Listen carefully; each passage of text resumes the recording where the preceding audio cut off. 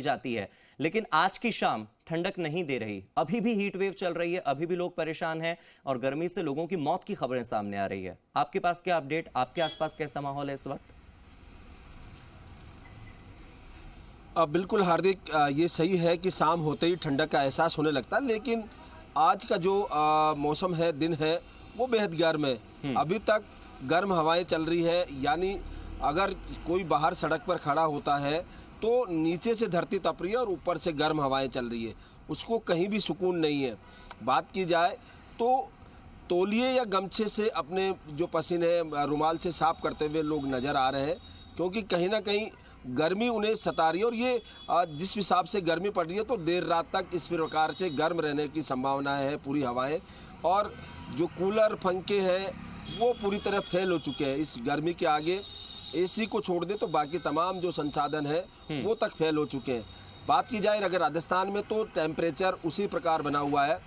अब फलोदी की बात की थी कि वहाँ 0.2 डिग्री कम हुआ है, हाँ। यानी 50 डिग्री तक पहुँच चुका था। 50 डिग्री से ऊपर पहुँचने के बाद एक तरह से इमरजेंसी से हालात हो जाते हैं, अघोषित इमरजेंसी मानी जा सकती है। हाँ। तो इस तरह के हालात कई शहरों में यहाँ पर दिखाई दे सकते हैं कि भले ही सरकार या सरकारी तंत्र की ओर से इमरजेंसी नहीं हो, लेकिन हालात कुछ इस तरह के हैं कि जो गर्मी के कारण अघोषित रूप से इमरजेंसी दिखाई देती है। आज उदयपुर के कुछ ग्रामीण इलाकों में और जोधपुर के कुछ ग्रामीण इलाकों में बारिश हुई थी, और बारिश के बाद बहुत से पूरे राजस्थान के लोगों को ये उम्मीद है कि हमारे यहाँ कब बारिश होगी।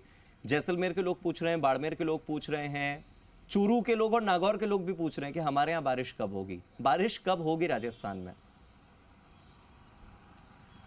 हार्दिक, क्योंकि अगले 3 दिन तक बारिश होने का, क्योंकि जो बारिश हुई है वो भी कम हुई है, लेकिन अगले 3 दिन तक बारिश होने की संभावना से मौसम विभाग ने इनकार किया। लेकिन उसके बाद जो तंत्र है उसमें बदलाव आ सकता है। हाँ। टेम्परेचर गिरेगा, आंधी के साथ आंधियाँ चलने की संभावनाएं जताई गई है, उससे टेम्परेचर गिरेगा तो लोगों को राहत महसूस होगी। फिलहाल 3 दिन तक राहत महसूस नहीं होगी, और उसके बाद मानसून के लिए, क्योंकि बात की जा रही है कि जून के आखिर तक बताया जा रहा है, लेकिन उससे पहले 15 से 20 दिन पहले यहाँ प्री मानसून शुरू हो जाता है। तो इस बार प्री मानसून शुरू हो पाएगा, ये तमाम बातें सब लोगों के जहन में है। लोग जानते हैं कि अगर प्री मानसून शुरू होता है तो कहीं ना कहीं राहत मिलेगी। भले ही बरसात किसी क्षेत्र में हो, लेकिन उसकी जो हवाएं हैं, ठंडक है, वो दूसरे क्षेत्रों को भी प्रभावित करती है। तो ऐसे में अब लोगों को इंतजार भी इसी का है, क्योंकि झुलसा देने वाली जो गर्मी है लगातार उन्हें परेशान किए हुए, बच्चे से लेकर बुजुर्ग तक तमाम लोग इस गर्मी से बेहाल है, हलकान है, और उन्हें सुकून नहीं मिल पा रहा।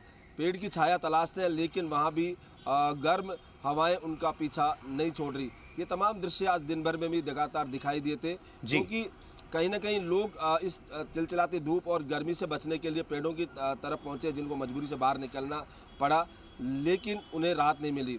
रही बात जयपुर की अगर की जाए तो यहाँ पर चौराहों पर जो वाहन चालक जहाँ रुकते हैं वहाँ पर टेंट या वो लगाए गए हैं तिरपाल, जिससे उन्हें कुछ देर रुके तो राहत मिले। हाँ। इसके अलावा तमाम एहतियात के उपाय यहाँ पर दिए गए हैं, चाहे डॉक्टर्स हों, चाहे अन्य विशेषज्ञ हों।